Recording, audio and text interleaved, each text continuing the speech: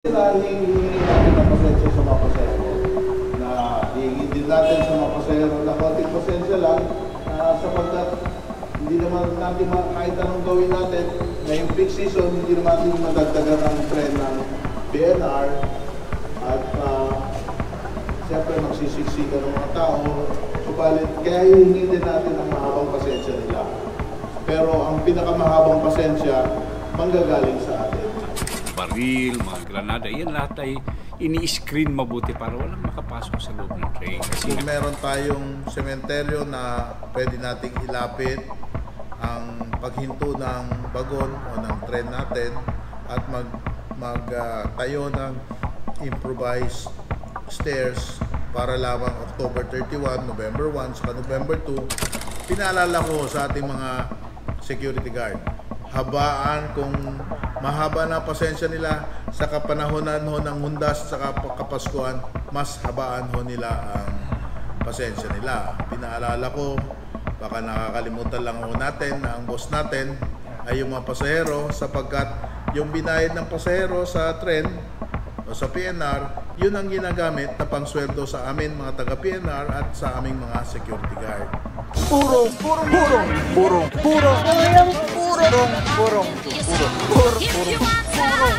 pagmamahal, purong pagmamahal.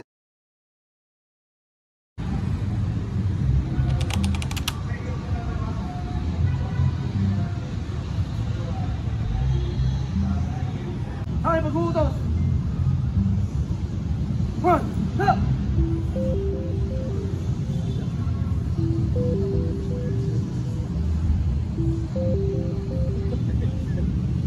Dalawa, hakbang, sulok! Cut!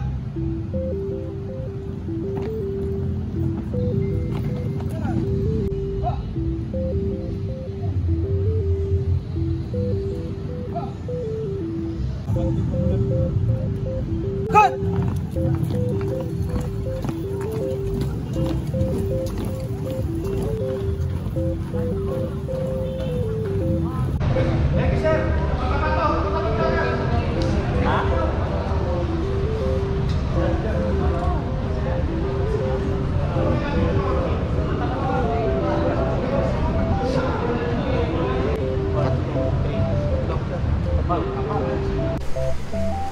Ay, good evening po mga sir.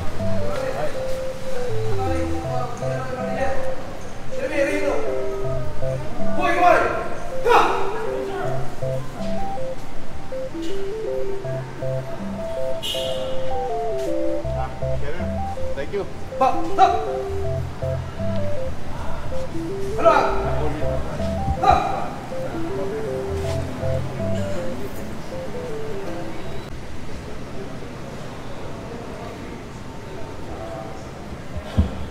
Magandang gabi sa inyo lahat.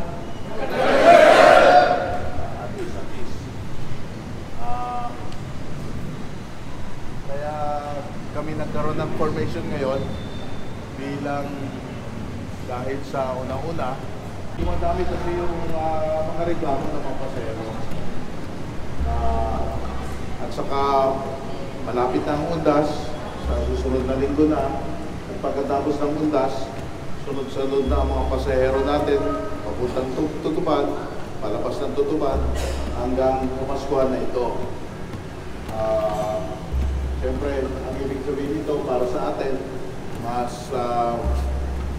mas mabigat na trabaho.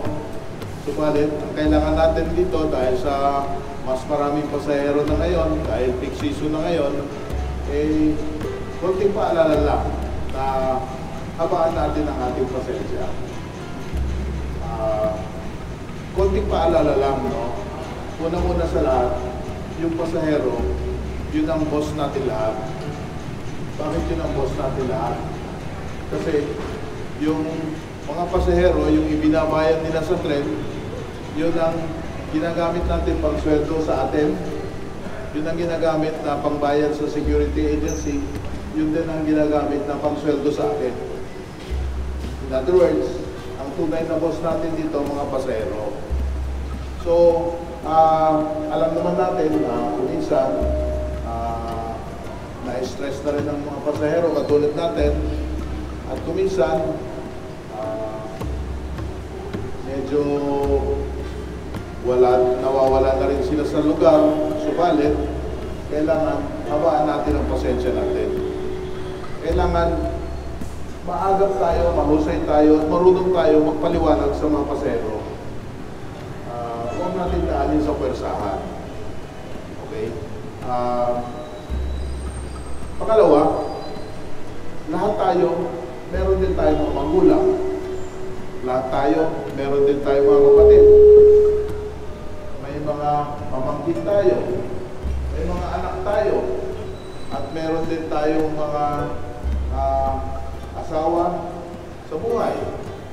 May asawa tayo sa buhay, hindi mga. Isipin na lang natin, yung pasahero na yun. Isipin, maging nanay din natin, maging kapatid natin, maging anak natin, maging pamangkin natin. Hindi natin gugustuhin na kung ano ang trato, kung meron tayong hindi magandang trato sa kanya, na yun din ang magiging trato sa magulang natin, o sa mga kapatid natin, o sa asawa natin, o sa anak natin, o sino mahal natin sa buhay. So, isipin na lang natin na posibleng mangyari din ito sa ating mga mahal sa buhay. Kung ayaw natin mangyari ito sa mga ating mahal sa buhay, ay siya rin ang gawin natin pagtrato sa mga pasahero. Hingin din natin sa mga pasahero na konting pasensya lang sapagkat hindi naman natin kahit anong gawin natin na yung peak season, hindi naman natin madagdagan ang trend ng PNR at siyempre magsisiksikan ng mga tao. Subalit, kaya hihingin din natin ang mahabang pasensya nila. Pero ang pinakamahabang pasensya, manggagaling sa atin. Katulad ng, sabi ko nga kanina, yun ang boss natin. Kung minsan yung boss natin, yung supervisor natin, o yung GM nyo, kung minsan nawawala rin sa lugar. Pero hindi nyo yung sinasagot. Matahimik na lang tayo kapag wala sa lugar. At iniisip natin na sana maisip naman ng supervisor natin na ma-realize niya na wala siya sa lugar. O pagka malamig na ang ulo, saka natin lalapitan yung ating visor at magpapaliwanag. O kaya habang kung gusto natin mga katwiran sa ating visor, ay mga katwiran tayo sa tama at mahinahon at magalang na paraan. Diba? Ganun din naman sa ating mga pasahero. Huwag natin kakalimutan, ulitin ko, sila ang ating mga boss. So, kung pwede lang, para iwasan na natin yung dumadaming reklamo. Siguro, Egay, magkaroon lang tayo ng, hindi ko alam kung kailan yung huling refresher course natin on handling of, customer handling. Okay? Na maiwasan natin yung reklamo ng mga pasahero. Okay ba tayo? Yes, sir! Aasahan namin yan. Okay? Sige. So, maraming salamat sa inyo. Naiintindihan namin na mas mahirap ang magiging trabaho natin ngayong panahon ng undas hanggang sa panahon ng Kapaskuhan. Kaya lang, sanay na rin kayo dyan. So, konting paalala lang, apahan natin ang ating pasensya, magalang tayo, maayos at mahinahon tayo, pagpaliwanag at kumausap sa mga pasahero. Maraming salamat sa oras ninyo lahat. Okay?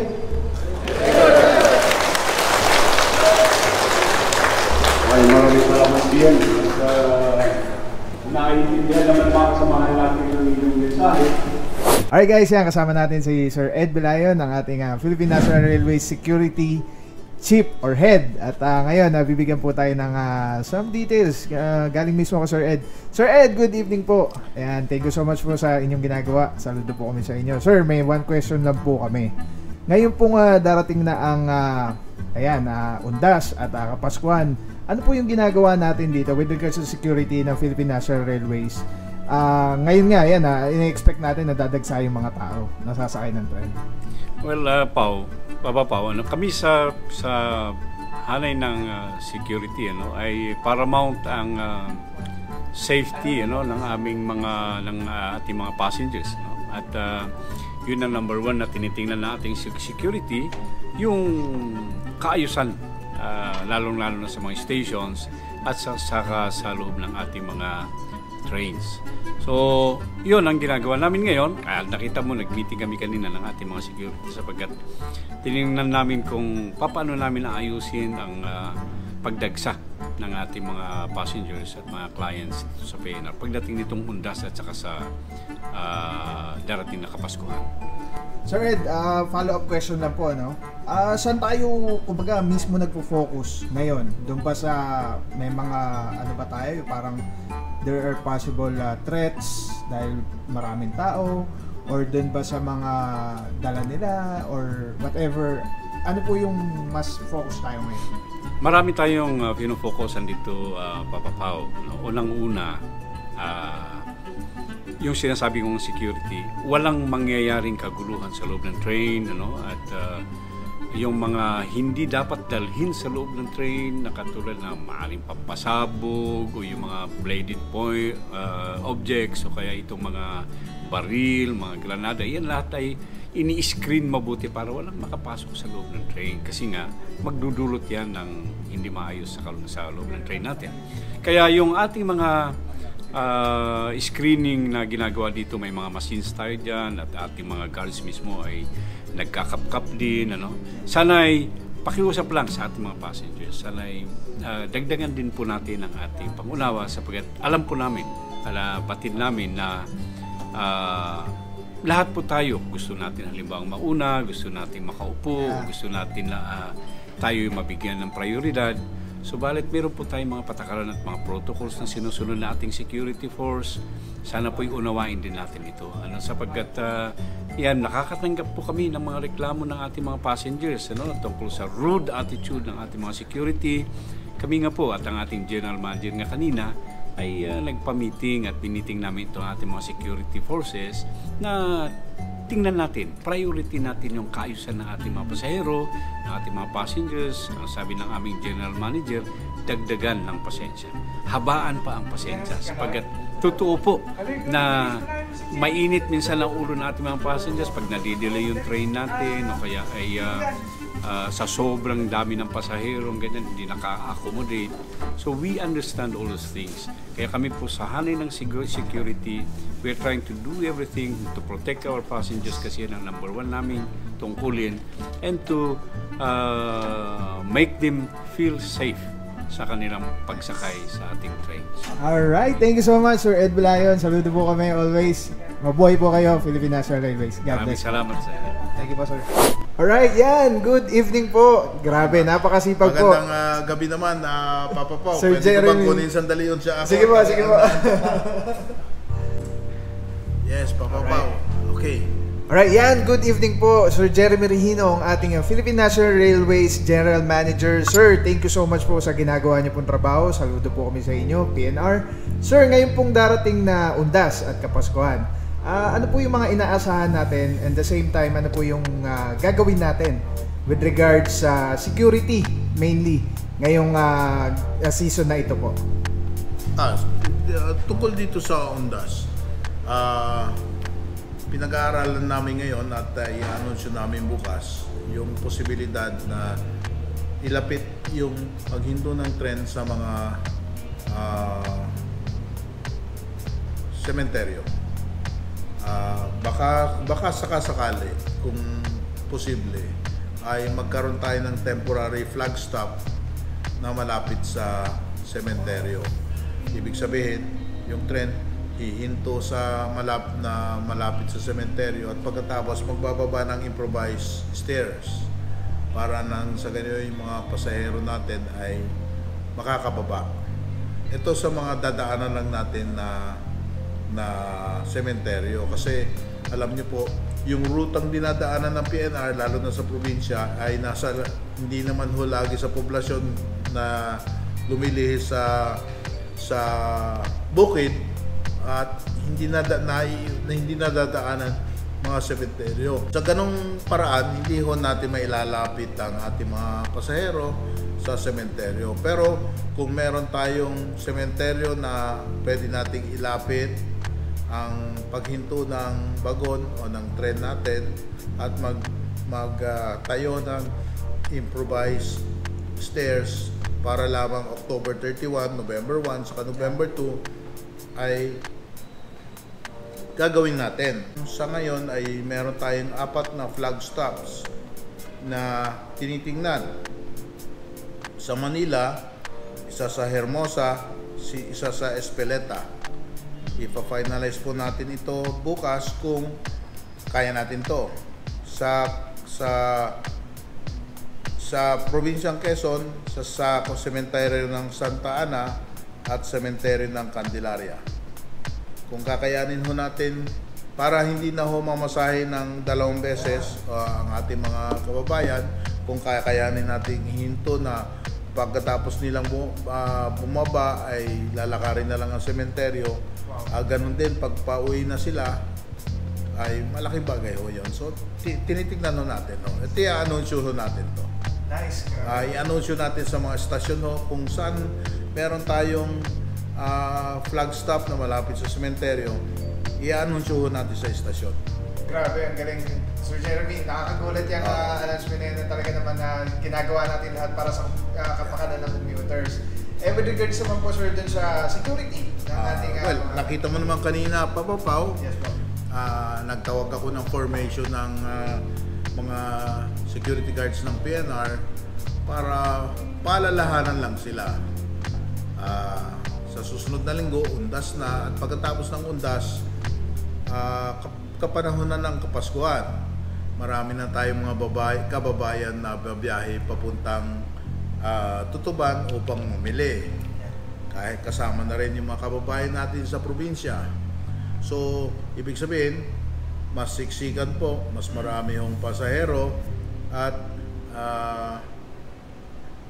hindi ko alam kung anong tamang terminolohiya, mas aligaga mga tao dahil mas maraming ginagawa, mas maraming iniisip, mas maraming inaasikaso at mas siksikan. Medyo pinaalala ko sa ating mga security guard, habaan kung mahaba na pasensya nila sa kapanahonan ho ng hundas sa Kapaskuhan, mas habaan ho nila ang pasensya nila. Pinaalala ko, baka nakakalimutan lang ho natin na ang boss natin ay yung mga pasahero, sapagkat yung binayad ng pasahero sa tren o sa PNR, yun ang ginagamit na pangsweldo sa amin mga taga-PNR at sa aming mga security guard. So, paalala lang kasi kuminsan sa dami ng trabaho din natin sa mga panahon ngayon ay baka kuminsan nalilimutan natin. At pinaalala ko rin sa ating mga security guard na isipin na lang natin, meron din tayong mga magulang, meron din tayong mga kapatid, may asawa din tayo, may mga anak din tayo, may mga pamangkin din tayo. Ayaw natin mangyari ito sa kanila. So kung ano yung ayaw natin mangyari ito sa kanila, yun din ang pagtrato natin sa kapwa pasahero natin. So, haba ng pasensya, maging magalang, maunawain sa ating mga pasahero. At binigyan ko ng instructions din ang aming security division na mag-conduct ng refresher courses sa mga security guards on proper customer handling, especially in this coming Christmas season. Sa ating mga kababayang pasahero naman, ako'y nakikiusap din sa inyo. Kung maaari lamang po, habaan din natin ang ating pasensya. Di tulad ko po na umiiksi na hong pasensya sa dami po ng problema namin inaasikaso dito. Pero kahit ako, kahit sarili ko po, pinapaalalahanan ko rin doon sa sarili ko na habaan din po ang pasensya. Wow. Opo. Grabe. Thank you so much po, Sir Jeremy Regino. Mabuhay po kayo sa PNR. Boss, saludo po kami sa inyo sa sobrang sipag nyo at sa ginagawa nyo po ng trabaho dito sa Philippine National Railways. God bless po, sir. God bless. And thank you so much po, sir. Salamat po, Papa Bao.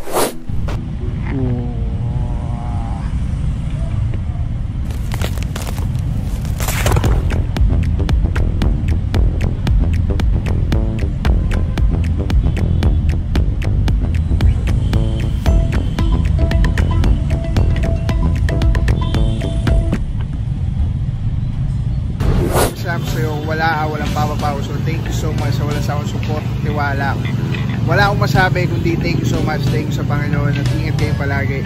Again, kung wala ako papapauso, thank you so much. God bless you. Purong pagmamahal. Thank you so much. God bless.